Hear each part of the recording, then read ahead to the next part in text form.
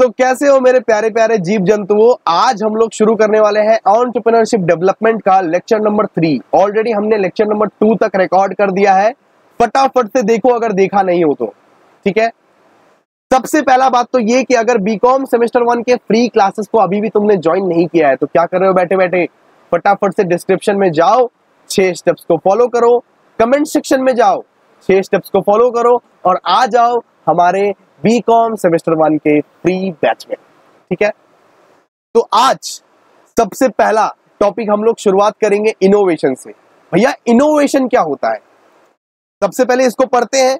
ये जो है हैंड रिटन नोट्स है जिसको मैंने बनाया है और आप लोगों को भी ये नोट्स को पॉज करके लिखते जाना है, या तो आप स्क्रीनशॉट भी उठा सकते हैं, स्क्रीनशॉट उठा के बाद में लिख लीजिएगा, लेकिन मैं तो बोलूंगा भाई अभी के अभी लिखो। ठीक है, चलिए। इनोवेशन का मतलब क्या होता है? Innovation is the implementation of new ideas as the individual group or organisational level, a process of intentional change made to create value by meeting opportunity and seeking advantage। भैया इनोवेशन का मतलब हो गया कि न्यू आइडियाज को generate करना और new ideas को अप्लाई करना बिजनेस में। मतलब कि बिजनेस तो सब कोई कर रहे हैं, लेकिन मैं कुछ अलग तरीके का बिजनेस करूंगा, मैं कुछ अलग सोचूंगा, मैं नए नए आइडियाज से बिजनेस करूंगा, कुछ नया बिजनेस लाऊंगा। ठीक है, जिससे लोगों के काम आसान बन जाए। जैसे कि पहले क्या हुआ करता था, पहले भैया टैक्सीज तो पहले भी हुआ करते थी, लेकिन अभी क्या है, अभी भी टैक्सी है, लेकिन हम लोग क्या करते हैं, मोबाइल फोन से बुला लेते हैं टैक्सी को अपने घर के सामने। पहले वो पीली टैक्सी के सामने भैया भैया रुको रुको रुको, इतना भाड़ा नहीं चलेगा, उतना भाड़ा नहीं चलेगा, झगड़ा झपटी करके हम लोग करते थे, है कि नहीं? लेकिन आजकल ऐसा है क्या? नहीं भैया, आजकल तो उबर आ गया है, ओला आ गया है, जो भी रेट दिखाता है वो अगर हमको पोसा जाता है तो हम लोग घर के सामने बुला लेते हैं टैक्सी को। उसी तरह जोमेटो भी है, स्विगी भी है। भैया पहले रेस्टोरेंट हमें चल के जाना पड़ता था, आज रेस्टोरेंट हमारे घर में आ रहा है। इसी को तो बोलते हैं इनोवेशन। किसी ने क्या सोचा था कि समोसे के दुकान में जाएंगे, हमारे पॉकेट में पैसा नहीं रहेगा, हम लोग यूपीआई कर देंगे और बस गूगल पे 6 रुपया यूपीआई कर दिए, 6 या 10 रुपया हमने यूपीआई कर दिया। किसी ने क्या ऐसा दिन सोचा था कभी? यही तो है दोस्तों अच्छे दिन, तो इसी को बोलते हैं इनोवेशन। ठीक है, चलिए इनोवेशन समझ में आ गया। फटाफट से बाबू लिख लो ना, मेरा बात को एकदम सीरियसनेस तुम लो ही मत, सीरियसली लो ही मत ना, कदर नहीं है कोई। चलिए अब पढ़ेंगे टाइप्स ऑफ इनोवेशन। क्या पढ़ेंगे? Types of innovation. इनोवेशन के भैया कितने प्रकार होते हैं? सबसे पहले तो आप लोग देख लीजिए, सबसे पहला प्रकार होता है इन्वेंशन। क्या होता है? इन्वेंशन। इसके बाद होता है एक्सटेंशन, इसके बाद होता है डुप्लीकेशन, इसके बाद होता है सिंथेसिस। क्या क्या होता है? रिपीट कीजिए मेरे साथ। सबसे पहले होता है invention, extension, duplication, synthesis. Invention, extension, duplication, synthesis. Invention, extension, duplication, synthesis. जब ऐसे ऐसे मैं बोलूं ना, आप लोग अपने घर में बैठ के रिपीट करते रहिए। ठीक है, इन्वेंशन का समझते हैं। ठीक है, इन्वेंशन मतलब हो गया described as the creation of new product, service and process. Invention मतलब तो सेम बात हो गया ना कि मैं कुछ नया प्रोडक्ट और कुछ नया सर्विसेज यहाँ पे क्रिएट कर रहा हूं, इसको बोलते हैं इन्वेंशन। जो प्रोडक्ट, जो सर्विसेज आज तक कोई नहीं क्रिएट किया है, वो नया प्रोडक्ट या सर्विसेज मैं मार्केट में ला रहा हूं, उसको हम क्या बोलेंगे? इन्वेंशन। भैया इन्वेंशन, इन्वेंशन का नाम से ही समझ में आ जाता है। हाँ भैया बिल्कुल। इसके बाद एक्सटेंशन मतलब समझिए, एक्सटेंशन मतलब क्या हो गया? एक्सटेंशन मतलब हो गया the expansion of existing product. मतलब एक जो प्रोडक्ट है उसका एक्सपांड वर्जन। जैसे कि टैक्सी पहले से ही था, लेकिन अब उबर आ गया, ओला आ गया, तो टैक्सी लाइन थोड़ा सा एक्सपांड हो गया कि नहीं हो गया, बताइए। तो एक्सटेंशन मतलब होता है कि मैं एक छोटा सा बिजनेस कर रहा हूं या एक छोटा सा प्रोडक्ट है, लेकिन उस बिजनेस को मैंने एक्सपांड कर दिया, बड़ा कर दिया। ठीक है। डुप्लीकेशन, अब हम लोग पढ़ेंगे क्या, डुप्लीकेशन। डुप्लीकेशन मतलब हो गया कॉपी करना, जो आप एग्जाम हॉल में करते हैं ना, वही। डुप्लीकेशन मतलब क्या हो गया, कॉपी करना। क्या, कॉपी करना। कॉपिंग ऑन एग्जिस्टिंग प्रोडक्ट और services and then adding own creative touch. मतलब कि सबसे पहले तो कॉपी कर लेंगे और उसके बाद ओन क्रिएटिव टच दे देंगे। ठीक है, एग्जामिनेशन हॉल में होता है कि नहीं भैया, एक काम करता हूं मैं, इसका यहाँ पे देख देख के मैं कॉपी कर लेता हूँ, कॉपी करके मैं एकदम सजा दूंगा इसको, कॉपी करके मैं अपने तरफ से कुछ कुछ और लाइंस ऐड कर दूंगा, तो इसको बोलते हैं डुप्लीकेशन। सिंपल सा बात है, समझ में आ गया कि नहीं। इसके बाद हम लोग पढ़ेंगे सिंथेसिस। सिंथेसिस मतलब क्या होता है, सिंथेसिस मतलब होता है एक combination of more than one existing product. मतलब कि एक प्रोडक्ट नहीं, दो प्रोडक्ट नहीं, तीन चार प्रोडक्ट को मिला के एक नया प्रोडक्ट और सर्विसेज मैंने निकाला है। मैं क्या कर रहा हूं, तीन चार प्रोडक्ट को मिला के एक नया प्रोडक्ट और सर्विसेज अगर निकालता हूं तो उसको मैं बोलता हूं सिंथेसिस। क्लियर है। तुम लोग मेरी बातों को एकदम सीरियसली भी लेते हो कि नहीं। मुझको तो कभी कभी लगता है कि तुम अपने घर में बैठे बैठे हंसते रहते हो, वो भी हंसने का बहुत सारा है ना। जैसे कि लड़का लोग अगर हंसेगा, लड़का लोग एकदम बकासुर जैसे हंसता है मतलब लगता है कि पूरा मोहल्ला, पूरा ये सोसाइटी को आज ही पता चल जाएगा। ठीक है, इतना इतना जोर से हंसता है। लेकिन लड़की लोग एकदम लाइक, वो लोग एकदम दिखाने नहीं चाहती, एकदम ऐसे करके तो हंसो मत, एकदम सीरियसली पढ़ो। ठीक है, चलिए इनोवेशन प्रोसेस पढ़ेंगे अभी। ठीक है, इनोवेशन प्रोसेस के भी बहुत सारे प्रकार होते हैं। सबसे पहले तो भाई देख, एनालिटिकल प्लानिंग करना पड़ता है। इनोवेशन करने के लिए क्या करना पड़ता है, एनालिटिकल प्लानिंग करना पड़ता है। इसके बाद रिसोर्स ऑर्गेनाइजेशन करना पड़ता है। इसके बाद इंप्लीमेंटेशन करना पड़ता है। इसके बाद कमर्शियल एप्लीकेशन होता है। इसका मतलब क्या है भैया, समझा रहा हूं, पहले याद तो कर लो। इनोवेशन प्रोसेस कैसे होता है, सबसे पहले एनालिटिकल प्लानिंग होता है, इसके बाद रिसोर्स का ऑर्गेनाइजेशन होता है, इसके बाद इंप्लीमेंटेशन, इसके बाद कमर्शियल एप्लीकेशन। ठीक है भैया, वो सब समझ गए। एनालिटिकल प्लानिंग क्या होता है, सबसे पहले तो ये आप बता दीजिए। एनालिटिकल प्लानिंग, एक मिनट दोस्तों, एनालिटिकल प्लानिंग किसको बोलते हैं, केयरफुली आइडेंटिफाइंग द प्रोडक्ट और सर्विस फीचर डिजाइन एक्सेट्रा। मतलब मैं क्या कर रहा हूं, एकदम सारे के सारे प्रोडक्ट्स का डिजाइन देख रहा हूं, फीचर्स देख रहा हूं, सर्विस देख रहा हूं, सब कुछ यहां पे आइडेंटिफाई कर रहा हूं। मतलब कि ये जो कंघी मैं बनाता हूं ना, ये कंघी मैं किस मटेरियल से बनाया हूं, कौन से रॉ मटेरियल्स लगेंगे इस कंघी को बनाने के लिए, पूरा प्रॉपर्ली मैं एकदम गौर से आइडेंटिफाई कर रहा हूं, तो इसको बोलते हैं एनालिटिकल प्लानिंग। सिंपल सा बात है कि एक चीज को बनाने के लिए मुझको क्या क्या सामग्री लगेगी, ठीक है, कैसा डिजाइन होगा इसका, क्या क्या फीचर रहेगा इसका, इस चीज के बारे में प्लान करते हो तो क्या बोलते हैं इसको, एनालिटिकल प्लानिंग। इसके बाद रिसोर्स ऑर्गेनाइजेशन होता है। क्या होता है बाबू, रिसोर्स ऑर्गेनाइजेशन। रिसोर्स ऑर्गेनाइजेशन कैसे होता है, देखिए, obtaining the required resource, material, technology, human और कैपिटल रिसोर्सेस। मतलब कि तुमने प्लान कर लिया कि तुमको क्या क्या सामग्री लगेगी एक चीज बनाने के लिए। मैंने प्लान कर लिया कि ये पेन बनाने के लिए मुझको क्या क्या सामग्री लगेगी, ये एक्स्ट्रा ऑर्डिनरी पेन बनाने के लिए मुझे क्या क्या सामग्री लगेगी, क्या क्या सामान लगेगा, मैंने ये तो एनालाइज कर लिया। लेकिन वो सामान को जुगाड़ भी तो करना है ना बाबा, वो सामान को तो जुगाड़ भी करोगे ना मार्केट से, तो उसको हम लोग बोलते हैं रिसोर्स ऑर्गेनाइजेशन। क्या बोलते हैं, रिसोर्स ऑर्गेनाइजेशन। अरे जोर से बोलो भाई, रिसोर्स ऑर्गेनाइजेशन। तो रिसोर्स ऑर्गेनाइजेशन में क्या होगा कि वो रिक्वायर्ड मटेरियल, वो रिक्वायर्ड टेक्नोलॉजी, वो required human and capital resources को मार्केट में जाएंगे और खोज के लेके आएंगे। सिंपल सा बात, ठीक है, ये तो हो गया। इसके बाद इंप्लीमेंट करना पड़ता है।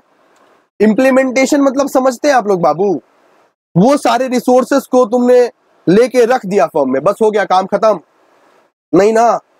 ये सारे पेन का सामग्री, मतलब ये पेन बनाने का सारा सामान मैंने ले आया और फॉर्म में मैं रख दिया, कुछ काम नहीं कर रहा हूं, इसके बाद हो जाएगा नहीं ना, इंप्लीमेंट करना पड़ेगा।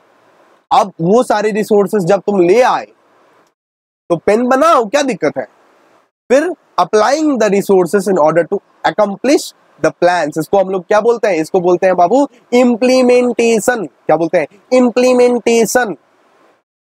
इसके बाद कमर्शियल एप्लीकेशन होता है। क्या होता है, commercial application, the provision of value to customer, reward employees. ठीक है, ठीक है। इसके बाद क्या होता है, इसके बाद जिसने भी मेरी मदद की है ये पेन बनाने में, उसको कंपेंसेशन तो देना पड़ेगा ना रे बाबा, उसको पैसा तो देना पड़ेगा ना रे। तो इसका जो वैल्यू है, इस पेन को बनाने के लिए मेरे मजदूर ने मेरे को बहुत हेल्प किया, तो उसको रिवॉर्ड देंगे। सिंपल सा बात है, रिवॉर्ड क्या होगा उसका, वेजेस, सैलरी, कंपेंसेशन, यही सब रिवॉर्ड होगा ना।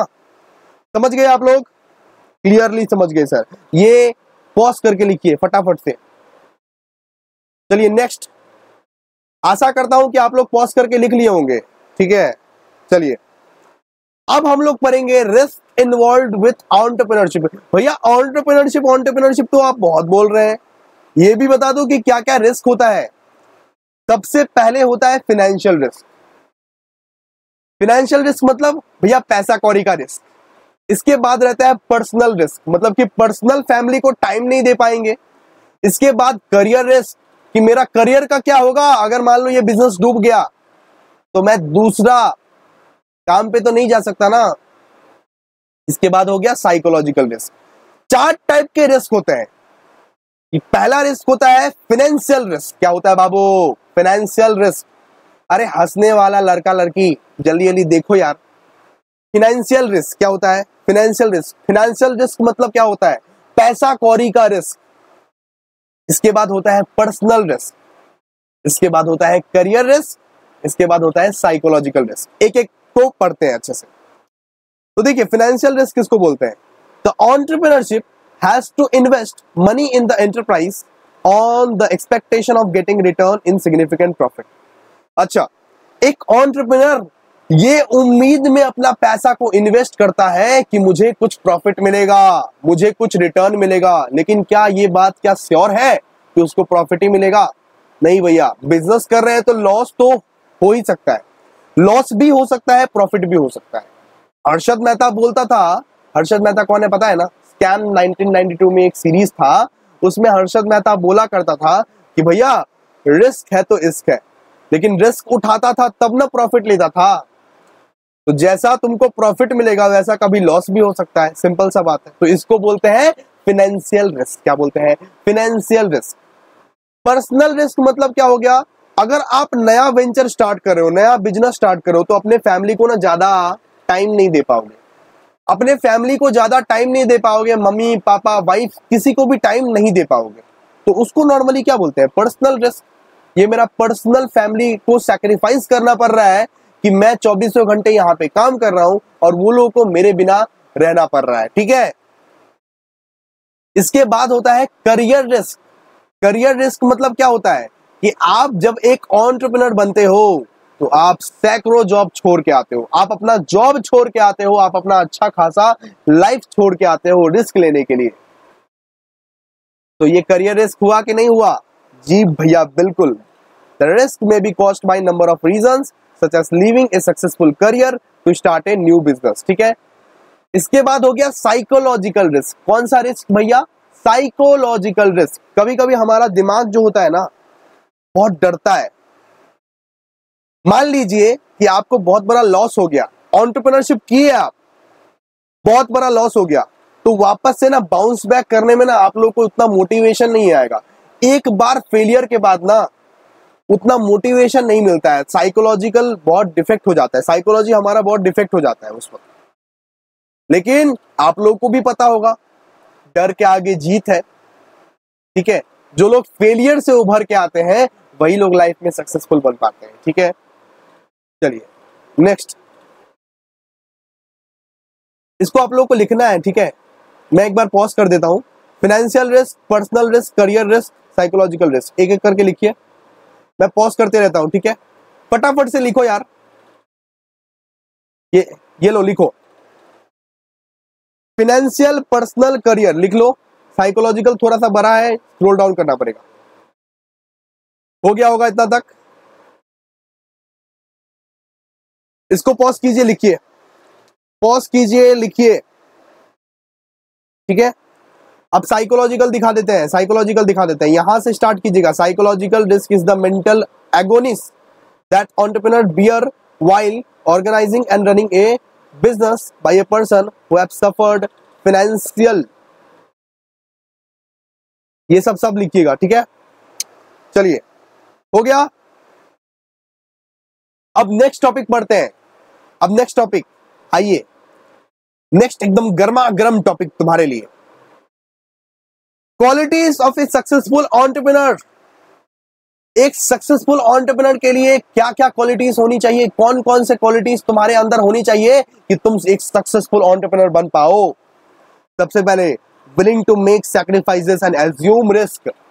वो हमेशा सैक्रिफाइस करने के लिए रेडी हो और वो हमेशा रिस्क लेने के लिए रेडी हो, तभी वो एंटरप्रेन्योर।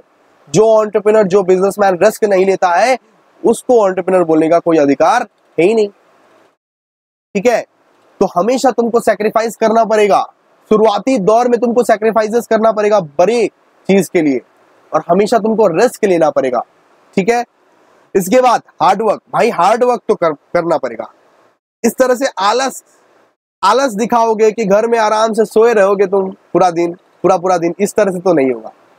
अगर तुमको सक्सेसफुल बनना है, हार्डवर्क दिखाना पड़ेगा, ठीक है, मेहनत करना पड़ेगा, 24 घंटे मेहनत करना पड़ेगा। इसके बाद ऑप्टिमिज्म रहना पड़ेगा। लाइक बहुत जन ना नेगेटिव सोचते हैं, हमेशा नेगेटिव सोचते रहते हैं, इसको पॉजिटिव सोचता रहना पड़ेगा, ठीक है। हमेशा पॉजिटिव रहो, ऑप्टिमिस्टिक सोचो। इसके बाद सेल्फ कॉन्फिडेंस रहना चाहिए कि मैं कर सकता हूं, ठीक है। हर महाभारत में कृष्ण जी नहीं आते समझाने के लिए, कभी कभी आपको खुद ही अर्जुन बनके सामना करना पड़ता है रणभूमि का, ठीक है। तो कभी कभी खुद का सेल्फ कॉन्फिडेंस बहुत मैटर करता है, ठीक है। चलिए, इसके बाद लीडरशिप चाहिए तुमको, है ना। क्वालिटीज ऑफ सक्सेसफुल एंटरप्रेन्योर में सबसे बहुत महत्वपूर्ण है कि लीडरशिप। आप अगर लीडर अच्छे नहीं हो तो आप एंटरप्रेन्योर भी अच्छे नहीं बन सकते, है ना। चलिए, पांचों पॉइंट्स आप लोगों को क्लियर है। ये पांचों पॉइंट को इलैबोरेटेड वे में आप लोगों को लिखना है। मैं होमवर्क देता हूं इसको, क्वालिटीज ऑफ सक्सेसफुल एंटरप्रेन्योर्स को कमेंट सेक्शन में आप लोग पूरे इलैबोरेटेड वर्ड में ये पांचों के पांचों पॉइंट को लिखो। ये आपका होमवर्क है आज, ठीक है। क्वालिटीज ऑफ सक्सेसफुल एंटरप्रेन्योर का आप पांचों के पांचों पॉइंट्स इलैबोरेटेड वे में कमेंट सेक्शन में लिखोगे, तभी मैं मानूंगा कि आप लोग मेहनत कर रहे हो, ठीक है। चलिए आगे, कम से कम लिखने का ट्राई जरूर करना, ठीक है। अब हम लोग पढ़ते हैं creativity, innovation, entrepreneur and entrepreneurship. ये चारों चीज अलग अलग है। कैसे अलग है, सब चीज पढ़ते हैं। क्रिएटिविटी किसको बोलते हैं, देखिए, creativity is the ability to develop new ideas and discover new ideas. तो क्रिएटिविटी का मतलब क्या हो गया कि मैं एक नया आइडिया को डेवलप कर रहा हूं और मैं एक नया आइडिया को खोज कर रहा हूं, ठीक है। तो उसको नॉर्मली हम लोग क्या बोलते हैं, क्रिएटिविटी। क्या बोलते हैं, क्रिएटिविटी। इनोवेशन का मतलब क्या होता है, इनोवेशन मतलब होता है कि यही क्रिएटिविटी को तुम अप्लाई कर देते हो ना। सोच तो सब सकता है, हम लोग भी सोच सकते हैं डिफरेंट आइडियाज कि ये कर लेते हैं, वो कर लेते हैं, मतलब कि फलाना कर लेते हैं, डिमकाना कर लेते हैं, लेकिन कर नहीं पाते ना। अगर इसी क्रिएटिविटी को तुम अप्लाई कर दोगे तो क्या बन जाएगा बाबू, इनोवेशन बन जाएगा, ठीक है। Innovation is the ability to apply creative solutions to the problem and opportunity to enhance people lives. समझ में आ गया, ठीक है। चलिए, अब एंटरप्रेन्योरशिप क्या होता है भैया, entrepreneurship is the result of A disciplined and systematic process of applying creativity and innovation. मतलब एंटरप्रेन्योरशिप एक डिसिप्लिन है, एंटरप्रेन्योरशिप एक पूजा है, एंटरप्रेन्योरशिप एक आराधना है, जिससे आप अपने क्रिएटिविटी और इनोवेशन को अप्लाई कर सको, ठीक है। ये प्रोसेस, ये पूरा का पूरा प्रोसेस को बोलते हैं एंटरप्रेन्योरशिप। ये दोनों प्रोसेस को ही बोलते हैं। आप क्रिएटिव आइडिया सोच रहे हो और आप उसको अप्लाई कर रहे हो, ये दोनों प्रोसेस को बोलते हैं एंटरप्रेन्योरशिप। ठीक है, एंटरप्रेन्योर कौन होता है, पहला क्लास में ही बताए थे। Entrepreneurs are those who generate creative ideas, who develop creative ideas with purposeful action. जो क्रिएटिव एक्टिविटीज, जो क्रिएटिव आइडियाज को सोचता है, जिसके दिमाग से क्रिएटिव आइडियाज निकलती है, उसको क्या बोलते हैं, उसको हम लोग बोलते हैं एंटरप्रेन्योर्स। ठीक है, क्लियर। नेक्स्ट देखिए, क्रिएटिविटी मतलब क्या हो गया, थिंकिंग न्यू आइडियाज। क्रिएटिविटी मतलब थिंकिंग न्यू आइडियाज, इनोवेशन मतलब डूइंग न्यू थिंग्स, एंटरप्रेन्योर मतलब creating values in the market place, मतलब मैं कुछ वैल्यू क्रिएट कर रहा हूं, मार्केट में कुछ बदलाव लाया हूं, उसको बोलते हैं एंटरप्रेन्योर।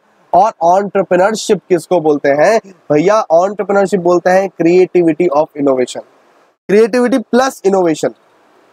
क्रिएटिविटी और इनोवेशन जब साथ मिल जाते हैं तब ये बन जाता है एंटरप्रेन्योरशिप। ठीक है, क्लियर है, क्लियर है कि नहीं है, इतना तक ही हम लोग आज करेंगे, लेकिन आप लोग को लिखना है सब कुछ।